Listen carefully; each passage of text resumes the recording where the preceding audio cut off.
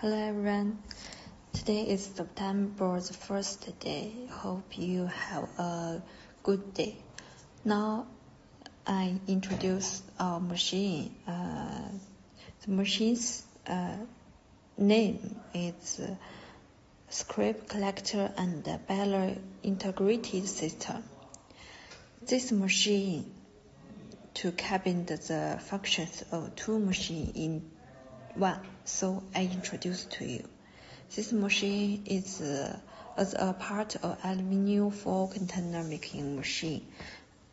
The scrap collector play an important role in it. Its primary role is to collect the excess aluminium foil.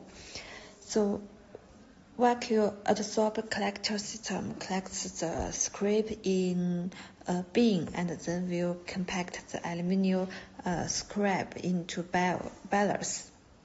And the machine's features use vacuum adsorb collector system, easier to collect the aluminium foil, low noise, more greener, and reduce noise pollution. Use a raw knife and flat cutter to cut the materials. It's very easy and good.